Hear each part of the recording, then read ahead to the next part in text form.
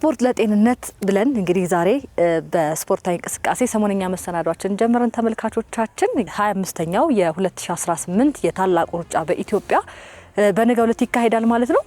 እኛም እንግዲህ በዛሬው ሰሞነኛ መሰናዷችን ታላቁ ሩጫ ከመካሄዱ በፊት የሚካሄዱ ቅድመ ዝግጅቶች ወይም ደግሞ ስፖርታዊ እንቅስቃሴዎች ምን ይመስላሉ የሚለውን በሰሞነኛ መሰናዷችን ወደ እናንተ እናስቃኛችኋለን ማለት ነው። አብራችሁን ቆዩ።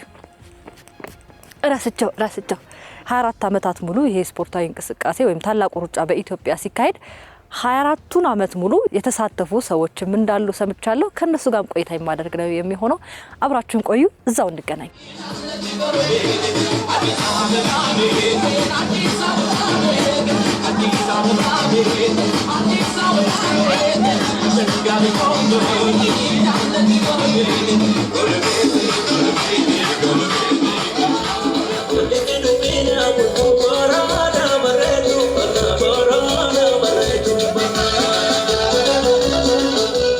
የ25ኛ ዓመቱን ያው በትልቁ ለማክበር እየተዘጋጀን ዘንድሮ በአዲስ መልክ ለ10 ሳምንታት አሁን ልክ ዛሬ መታችሁ እንዳያችሁት እሁድ የሚደረግ የትሬኒንግ ፕሮግራም አድርገናል። የተሳታፊው ብዛት ዘንድሮ 55000 ነው። ከአምናው 5000 ሰው ጨምረናል። ውድድሩ ደግሞ በሁለት አይነት መልኩ ነው የሚደረገው። በፍጥነት ለሚሮጡ ከጊዮን አካባቢ የሚነሳ 10000 ሰው ፈጣን ሯጭ ብለን የምናዘጋጀው እሱ ላይም በደንብ ትኩረት አድርገን ሰዎች በሰዓት እንዲሮጡ ከአንድ ሰዓት በታች እንዲገቡ እና ልምምድ እንዲያደርጉም። ምክንያቱም ልምምድ ካልተደረገ ከአንድ ሰዓት በታች መግባት ከበድ ስለሚል እሱ ላይም በደንብ አተኩረን እየሰራን ያለነው።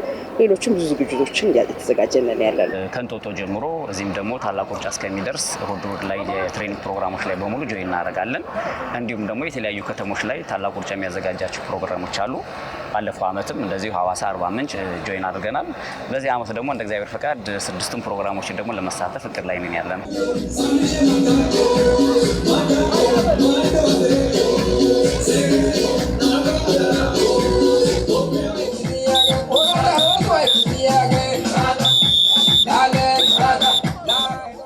ውድድሩን በማዘጋጀት ውስጥ ደግሞ በተጨማሪነት የቻሪቲ ስራም ይሰራል።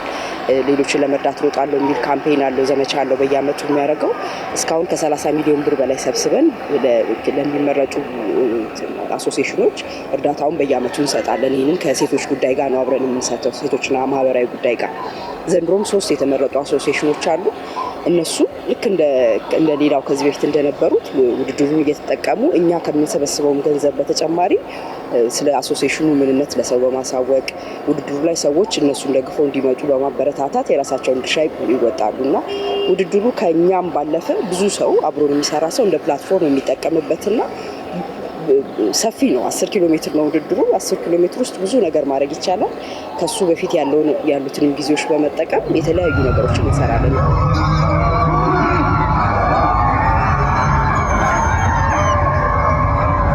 የቻሪቲውን አትሌቶችን ማበረታታት ላይ ውድድሩ ላይ ወደ 500 አትሌቶች ናቸው የሚሳተፉበት የታላቁ ሩጫ። በሱም ኢንተርናሽናል ውድድር ስለሆነ ከወርልድ አትሌቲክስ ሌብል አግኝቷል ከባለፈው ዓመት ጀምሮ። ለአትሌቶቹ ትልቅ ነገር ነው። ሌሎች ውድድሮች ላይ ሄደው እንዲሳተፉ በተለይ አዳዲስ ጀማሪ አትሌቶች የኛ ውድድር ላይ ተወዳድረው ሰዓታቸውን ካስመዘገቡ በኋላ የውጭ ሀገር ውድድሮች ላይ እየሄዱ እንዲሳተፉ እድል ያመቻቻል። ሌሎችም ስራዎችን አንድ ላይ ይሰራል ታላቁ ሩጫ። በአሁኑ ዓመት የ25ኛ ዓመቱን ምክንያት በማድረግ የገንዘብ ሽልማቱን ከፍ አድርገነዋል። 400,000 ብር ነው ለአንደኛ ለወጣው የምንሸልመው። እያለ እስከ 10ኛ ድረስ የገንዘብ ሽልማትም ይኖራል። ያው ከሚገኘው እውቅናም በተጨማሪ ታላቁ ሩጫ ጥሩ ነገር ይዞልን የመጣው ጤና ቡድኖችን የራሳቸውን ተወዳዳሪ እንዲያዘጋጁ ቅድመ ዝግጅት አድርጎልናል። ያንን ደግሞ እኛ ልክ ጤና ቡድኖች አሁን እኔ ሴቶች 3 የወንድ ታላቁ ሩጫ ላይ የሚሳተፉ ልጆችን አዘጋጅቻለሁ። ሌሎችም ጤና ቡድኖች እንደዚህ ያዘጋጃሉ። እነሱን ደግሞ በተለየ መልኩ የተሻለ ውጤት እንዲያመጡ እንደ ጤና ቡድን እኛ የምንሰጠውን ትሬኒንግ ደግሞ እንሰጣለን። ይሄ ደግሞ የወዲያውኑ ፕሮግራም ደግሞ ሲጨመር የተሻለ ነገር ይኖራቸዋል ብለን እናስባለን። እንደው ከውድድሩ ከመካሄዱ በፊት የሚካሄዱ ስፖርታዊ እንቅስቃሴዎች ምን ይመስላሉ? ምን አይነት ስፖርታዊ እንቅስቃሴዎች ናቸው? ያው እሱ እንግዲህ ምን አይነት እንቅስቃሴዎች ናቸው? ሁሉንም ማህበረሰብ ያቀፈ ባላንስ የሚያደርግ እንቅስቃሴ ነው የምናደርገው። ሁሉም የተለያየ የጤና ኬዝ ምናምን ስለሚኖርበት ቦዲ ታይፕም የተለያየ ስለሆነ ሁሉንም ያማከለ እንቅስቃሴ አንደኛ ትንፋሹን ማሳደግ የሚያስችል ሰውነቱን ለማስተካከል የሚያስችል ቅድሚያ ያው ጤና ነው የሚቀድመው። ጤናውን ለማስተካከል ነው የምናስቀድመው። ጤናን ለማስቀደም በምሳሌው እንቅስቃሴ ውስጥ ሰውነት ማስተካከል አለ፣ ትንፋሽ አለ፣ ብዙ ነገር አለ እና ታላቁ ሩጫ ደግሞ ያው ሩጫ ስለሆነ ትንፋሽ ይጠይቃል። ያን ትንፋሽ ለማምጣት የምንሰራው ጥንካሬ አለ። ትንፋሽ ብቻ አይደለም ጥንካሬም ይፈልጋል። የስትሬንግ ስራዎችንም የኢንዱራንስ ስራዎችንም ባላንስ እያደረግን እንሰራለን ማለት ነው። እስከ ኮቪድ ድረስ በደንብ የውድድር ከውጭ የሚመጡ ተሳታፊዎች ተወዳዳሪ ብዛት በደንብ ከፍ ያለ ነበረ። ኮቪድ ላይ እንደምታውቂው ዓለም አቀፍ የሆነ ችግር ስለነበር ቁጥሩ ቀንሶ ነበር። ባለፈው ዓመትና ዘንድሮ ቁጥሩ ጥሩ እያደገ ይገኛል። ዘንድሮ ከ200 ሰው በላይ ከውጭ እንጠብቃለን። ለዚህ ውድድር ብቻ ብለው ሐሙስ መጥተው እስከ እሑድ ቆይተው ውድድሩን አከናውነው ወደ መጡበት የሚመለሱ ከ34 የተለያዩ ሀገሮች ነው እነዚህ ሰዎች የሚመጡት። ሪፕሬዘንቴሽናቸው እንደ እንግዳ ደግሞ የምንጠራቸው የተለያዩ ትልቅ አትሌቶች ይኖራሉ። ከኬንያ የሚመጡ ኢትዮጵያ የምትታወቀው ከኬንያ ጋር ባላት ታሪካዊ ፉክክር ነውና ከዛ የሚመጡ አትሌቶች ይኖራሉ። ከሌሎችም ሀገሮች ትልልቅ የውድድር አዘጋጆች የሚመጡበት ውድድር ነው የሚሆነው በአሁኑና በአጠቃላይ ከ300 በላይ ሰዎች ከውጭ ኤክስፔክት እናደርጋለን።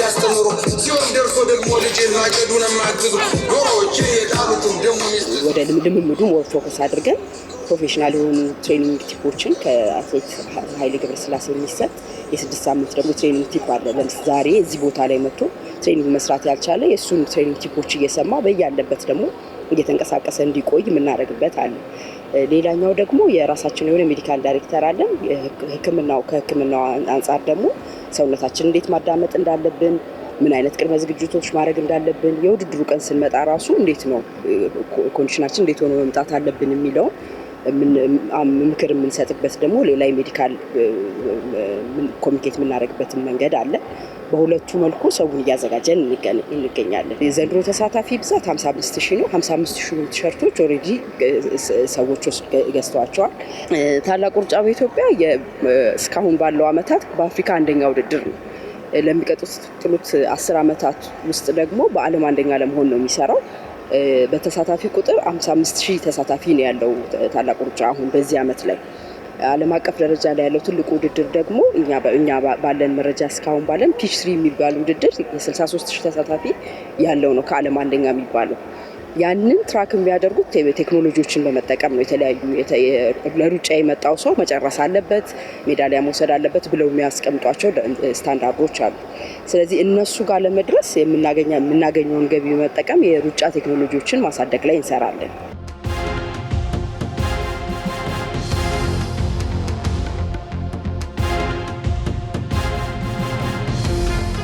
25ኛውን ታላቁ ሩጫ ለማካሄድ እንግዲህ ቅድመ ዝግጅቶች እየተከናወኑ ይገኛሉ። እንግዲህ በዛሬው ዕለት ደግሞ ከተጀመረ ጀምሮ ታላቁ ሩጫ ለበርካታ ዓመታት ሲሳተፉ የነበሩ ሰዎች ጋር አግኝቻቸዋለሁ። እዚህ እንተዋወቅ። እሺ፣ ተስፋነሽ ጥላ ይባላለሁ። ለምን ያክል ጊዜ ተሳተፍሽው? አሁን 24 ዘንድሮ ለ25ኛ ጊዜ። ስለዚህ ሁሉንም ተሳትፈሻል? ሁሉንም ተሳትፌያለሁ። እጥፍ ነው። የግልሻ ትባላለህ። ከ2014 ጀምሮ የታላቁ ሩጫ ተሳታፊ ነኝ። ይስሐቅ ታደለ እባላለሁ። ወደ 18 ጊዜ ተሳትፌያለሁ ከ24ቱ። እሺ። ተጥቂና ሰነፋላለሁ 120 አካባቢ ሩጫለሁ። እሺ። ወዳንቺ ይሳባላለሁ ለ23 ራን ፎር ላይፍ የሚባል ግሩፕ አለን። በግሬት ራን ስር ሜምበር ነን አብዛኞቻችን። በሱ ተነስተን የመሰረትነው ግሩፕ ነው። 4 ዓመታችን ነው አሁን። ከዛ በተጨማሪ ደግሞ ግሬት ራን ራሱ ልክ ውድድሩ ከመካሄዱ በፊት አምና 4 ሳምንት ነበር። ዘንድሮ ደግሞ ተከታታይ እሁዶቹን 10 ሳምንት ትሬኒንግ አለና አሁን እሱን ትሬኒንግ ጨርሰን ነው ያገኘሽን ማለት ነው። መውለድ አለ፣ ቤተሰብ ልጆች ማሳደግ አለና እንደው ሁሉንም አመት ያለ ምንም ችግር መሳተፍ ትንሽ አይከብድም? ለነገሩ ለሁሉም ሰው ይከብዳል፣ ሴት መሆን ብቻ ሳይሆን። ግን ያው እኔ ባለፈው 1 ዓመት 2 ዓመት በፊት የ7 ወር እርጉዝ ነበርኩኝ። ግን ወክ አድርጌ እኔ የጨረስኩት። ከዛ በፊት የነበሩትንም እንደዚሁ ልጆቼን ትልልቆቹንም እርጉዞኜ ነው። ግን የ2 ወር 6 እንደዚህ ትልቅ የነበረ አልነበረም። እንደዚህ አይነት ጊዜ አሳልፌያለሁ። ግዴታ ስለማትቀሪ ያንን ሞመንት እንደምንም ትጨርሻታለሽ። የሚቀር አይደለም። በምንም ምክንያት አልቀርም። በምንም ደስ የሚል ጊዜ ነው የምናሳልፈው። ሁልጊዜም በግሩፓችን የተለያዩ ውድድሮች አሉ፣ ትሬኒንግ እንሰራለን እና ይሄ 10 ኪሎ ሜትሩ ደግሞ ለየት የሚያደርገው ከብዙ ህዝብ ጋር ስለሆነ የምንሮጠው በጣም ደስ የሚል ድባብ አለው። እንደዚህ አይነት ውድድሮች ጓደኝነትን ከማጠናከር አንጻር፣ ማህበራዊ ህይወትን ከማጠናከር አንጻር ያለው ፋይዳ ትልቅ ነውና እስኪ እናንተ ጓደኝነት ምን ይመስላል? የኛ ጓደኝነት የሚባል አይደለም። አሁን ቤተሰብ ሆነናል ሁላችንም። በቃ ምን ልበልሽ በጣም ቤተሰብ እስከ መደጋገፍ የደረሰ እስከዛ የዘለቀ ቤተሰብነት አፍርተናል። ታላቁ ሩጫን ያው በዚህ አጋጣሚ ማመስገን እንፈልጋለን። እንድንሰባሰብም መሰረት የሆነን እሱ ነው። ልጅሽም ሜዳሊያ አድርገው እያየሁት ነውና ምንድነው ልጅሽ በምንድን ነው የተሳተፈው? እሱም የልጆች ይዘጋጃል። የልጆች ነው ያደረገው። እንግዲህ እሱም ያው እንዲሮጥ ስታድግ ምን መሆን ነው የምትፈልገው? እግር ኳስ ተጫዋች። እግር ኳስ ተጫዋች። የመጀመሪያ ሜዳሊያ የትኛው ነው? ውይ ይገኛል። እንደዚህ ነው፣ እንደዚህ አይነት ነው። በተከታታይ 4-5 ዓመት በብዛቱ የተነሳ ማወቅ አልቻለች። ኦርደር ሆኖ መምጣት ነበረበት። እንደዚህ ናቸው፣ እነዚህ ናቸው፣ እነዚህ ናቸው፣ እነዚህ ናቸው። እና ይሄ የመጀመሪያ ሜዳሊያ ነው። ተከታታይ 4 ዓመት ምናምን አንድ አይነት ሜዳሊያ ነበረ። ሌላው ምንድነው በጣም ስፔሻል ሜዳሊያችን ናት እቺ ለሁላችንም። የአዋሳ 21 ኪሎ ሜትር ሃፍ ማራቶን ድረስ የሮጥን ሰዎች ስለሆነ ሙሉ ማራቶንም የሮጡ አሉ እዚህ። ስለዚህ ዋጋ ከፈልንባት ነው። ማነው ሙሉ ማራቶን የሮጠ? ሶስቱም አሉ። እንግዲህ አሁን ብዙ ጊዜ የምናውቀው ማራቶን ረጅም ኪሎ ሜትር ነው። በጣም ትንፋሽ የሚፈልግ ነገር ነውና ለአትሌቶችም ይከብዳል እንኳን አይደለም ለማንኛውም ሰውና እንዴት አገኛችሁት ማራቶኑን? ግማሽ ማራቶን አሁን በታላቁ ሩጫ ከአዲስ አበባ ውጪ 4 ከተሞች ላይ ይዘጋጅ ነበረ። ዘንድሮ ደግሞ ወደ 6 ከተማዎች አድጓል። ሀረርና ደብረ ብርሃን ተጨምሮ ከነዛ መሀል ግማሽ ማራቶን የሀይቅ ዳር ሩጫ የሚባል ሐዋሳ ላይ ይካሄዳል። እሱ ግማሽ ማራቶን ነው። እኔ የሮጥኩት የሙሉ ማራቶን ግን በኢኢሲ የኢትዮጵያ ኢንጂነሪንግ ኮርፖሬሽን ተዘጋጅቶ የነበረ የጤና ነው። ይሄ ኦፊሻል የሆነ ውድድር ሳይሆን ግሬት ራን ለሰራተኞችና በዛ አካባቢ ለነበሩ የተዘጋጀ የጤና ሩጫ ነው። ግን ያው ጨርሰናል። ከአዲስ አበባ ተገናኝተን ደብረ ዘይት ድረስ ሮጠናል። በጣም ደስ ይላል። በጣም እሺ። እንግዲህ አሁን ከዚህ ጋር ሜዳሊያዎች እያየሁ ነውና ይሄኛው ለየት ያለ ሜዳሊያ ነው። አዎ ይሄ ስለዚህ ሜዳሊያ ንገረኝ። ይሄኛው እንዳልኩሽ ታላቁ ሩጫ ወደ 18 አይነት የተለያዩ ዝግጅቶች ያዘጋጃል። ከአዲስ አበባ ውጪ ያሉ እነዚህ በአምና የነበሩ ዲስከቨሪ ኢትዮጵያ ክላሲክስ በሚል ርዕስ ሐዋሳ፣ አርባ ምንጭ፣ በቆጂና ጅማ ላይ ተዘጋጅቶ አራቱንም እዛው ሄዶ ወይም ደግሞ አንዱን ቨርቹዋል ሮጦ የሚሰጥ ቨርቹዋል ስፔሻል ሜዳሊያ ነው። ይሄንን ለማግኘት አትሊስት 3ቱን በአካል አንዱን ቨርቹዋል መሮጥ አለብሽ ወይም ደግሞ 4ቱንም እዛው ሄደሽ መሮጥ አለብሽና ዘንድሮ ደግሞ አሻሽለውት ወደ 6 ከተማ አድጓል። ከነዚህ ከ4ቱ በተጨማሪ ሀረርና ደብረ ብርሃን ተጨምሮ አንኮበር እንሮጣለን። ዘንድሮ 6 ከተማ ይኖራል። ልክ እንደዚህ አይነት ሜዳሊያ ያዘጋጁልናል ብለን እናስባለን። እንግዲህ አሁን ይሄ እነዚህ ሜዳሊያዎች እንግዲህ የተለያዩ የኢትዮጵያ ከተሞች ናቸው። ከአዲስ አበባ በተጨማሪ ደግሞ እንደዚህ አይነት ከተሞች ደግሞ የኢትዮጵያን ቱሪዝም ከማሳደግ አንጻር ያላቸው ፋይዳ ምንድነው ብለህ ታስባለህ? ዋና ዓላማውም ግሬት ራንም ይዞ የተነሳ ብለን የምናስበው እንደ ግሬት ራን ቤተሰብ ከተሞቹን ማስተዋወቅ ነው። አሁን እንደምታዩ ሜዳሊያው ላይ ማየት እንደሚቻለው ከተሞቹ ላይ ያሉ አይኮኒክ የሚባሉ ላንድ ማርኮቻቸውን ፕሮሞት ማድረግ ነው። ከዛ በተጨማሪ ፕሮግራሞቹ ላይ ምን ይካተታሉ መሰለሽ? ከተማው ላይ ያሉ ተራሮችን መውጣት፣ የእግር ጉዞ አሉ የሚባሉ ጥሩ የቱሪስት መዳረሻዎችን ከፕሮግራሙ ፓኬጅ ውስጥ ተካተው አብረን እናያለን ማለት ነው። እና ከተሞቹን በሩጫ ሄደሽ ኤክስፕሎር አድርገሽ በደንብ ማየት የምትችይበትን እድል ያመቻቻል። በመዲናችን አዲስ አበባ ዘንድሮ ለ25ኛ ጊዜ ነው የሚካሄደው የታላቁ ሩጫና አዲስ አበባ ከተማን ከማስተዋወቅ አንጻር ያለው ፋይዳ ምንድነው ብለህ ታስባለህ? በመሰረቱ ታላቁ ሩጫ ያው ብዙ ትልቅ ስም ያለው ውድድር ነው። ዘንድሮ ደግሞ ሀገራችን ላይ ካለው የልማት ስራም ጋር ተያይዞ ብዙ ማስተዋወቅ የሚችል ይመስለኛል ታላቁ ሩጫ። ታላቁ ሩጫ እንግዲህ አመት ጠብቆ ነው የሚመጣውና ያለሽ ጉጉት ምን ይመስላል? ታላቁ ሩጫ ለመሳተፍ በየአመቱ እንግዲህ ለእኛ ሩጫ ውስጥ ላለን ሰዎች እርግጠኛ ነን ሌሎች በዓላቶች እንደምናከብረው አይነት ነው በጉጉት የምንጠብቀው። መጀመሪያ ቀድመን ልብስ እንዴት ነው ዲዛይን የምናረገው፣ እንዴት ነው ሰዎችን አትራክት የምናረገው፣ እንዴት ነው የምንጨርሰው፣ የተለየ ነገር ለመፍጠር የተለየ ነገር ግድ ነው የተለየ ነገር ለመፍጠር እና እኔ ደግሞ ብዙ ጊዜ እንደዛም ስለማድረግ ስለምጠበቅ ብዙ ነው ሀሳብ የሚይዘኝ። እንግዲህ ማየት አይሻልም? በደንብ ተደራጅተን እንድንቋቋምና አሁን ላለንበት ቅርጽ እንድንሆን ያደረገን አንድ ጓደኛችን ወንድማችን አለ። ያው ዋና ለዚህ ለራን ፎር ላይፍ መመስረትም ከዛ በተጨማሪ ደግሞ ትሬኒንጋችንንም በደንብ እየተከታተለ ፐርፎርማንሳችንንም እያንዳንዱን ነገር በደንብ ማኔጅ የሚያደርግ ቲፖች የሚሰጠን እንዲያድርጉ እንዲያታድርጉ እያለ የሚመክረን ኮቻችንም ዛክ አብዱረዛቅ ይባላል። እሱ ራን ፎር ላይፍ የሚል ፕሮጀክት አለን እያለ ነውና አላማው ምንድን ነው የሚለውን ጉዳይ እናንሳ። እሺ ራን ፎር ላይፍ ሄልዝ ክለብ የሄልዝ ቡድን እንደ ጤና ቡድን ነው። ከዛሬ 5 ዓመት አካባቢ የኮቪድ አካባቢ ጊዜ የተቋቋመ የግሩፕ ነውና ሰው በዋነኝነት አላማው ይሄ ሄልዚ ላይፍ ስታይል እንዲኖረን የተለያዩ አክቲቪቲዎችን የምናደርገው እሱ ነው። ከዛ ደግሞ አቅም በፈቀደ ደግሞ ማህበራዊ ኃላፊነትን ለመወጣት የተለያዩ ነገሮች እናደርጋለንና አንድም በስፖርት ራሳችንን እንጠብቃለን ጤናችንን እየጠበቀን፣ ሁለትም ደግሞ የሚጠበቅብን የምንችለው አቅም በፈቀደ ማህበራዊ ኃላፊነት ከመወጣት አንጻር ነው። እንሳን ነው ነገ የምመጣው እኛ እንኳን ያው እንደውም እዚሁ አድራለሁ ሳይሻል አይቀርም ከአዘጋጆቹ ጋር እንደው ሁሉም ሰው እንዲህ አይነት የላይፍ ስታይል ውስጥ ገብቶ ጤነኛ የሆነ መንገድ ውስጥ ገብቶ ወደ ስፖርት ወደ እንቅስቃሴ ቢመጣ እንደ ራን ፎር ላይፍ የተለያዩ የጤና ቡድኖች አሉ። እንደሱ አይነት ነገሮችን ጆይን በማድረግ ግሬት ራን ሜምበርሺፕን ጆይን በማድረግ የእንቅስቃሴ ውስጥ መግባት ቢቻል ጥሩ ነው። መልካም የህይወት መንገድ ይሆናልና የግሬት ራንም አንደኛው ሞቶ የሩጫን የህይወት መንገድ ማድረግ ነውና በዛ ተሰብስበናል። እንግዲህ ነገ ከፊቶኝ ነው መሮጣው ይያል። በዚህ አጋጣሚ ምን የተለየ ገጠመኝ ገጥሟችሁ ያውቃል? በግሩፕ ናችሁ ስትሰሩ? አንዳንድ ጓደኞቻችንን ያው ትሬኒንግ ስንሰራ ውሻ ያባራቸዋል። ለሊት የሚወድቁ አሉ። በጣም በማታ ሲሮጡ የሚወድቁ አሉ። ያው ብዙ ነገሮች ያጋጥማሉ። ማን ነው ውሻ ያባረረው? እዚህ የለም። እንደውም ለፐርፎርማንሱም ትልቅ አስተዋጽኦ አድርጎ ይቀድመናል። ሁሌ ነው የሚቀድመንና ወደ ኋላ ነው ሲገባን ሰፈር ውሻ አለ፣ ተለቅ ያለ ውሻ የጀርመን ሼፐርድ ነው፣ ትልቅ ነውና እሱን ለማምለጥ በሚያደርገው ፍጥነት ነው ለካ ፐርፎርማንሱ በደንብ ጥሩ የሆነውና በልጆቹ ላይ የገጠመኝ ነገር ምንድነው? የእህቶቼ ልጆች የወንድሞቼ ልጆች ነው እዚህ የምመጣው።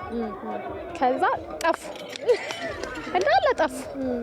ከዛ በቃ ከየት እናምጣቸው? በጣም ጠፉ። እኔ በጣም ነው ማለቅሰው።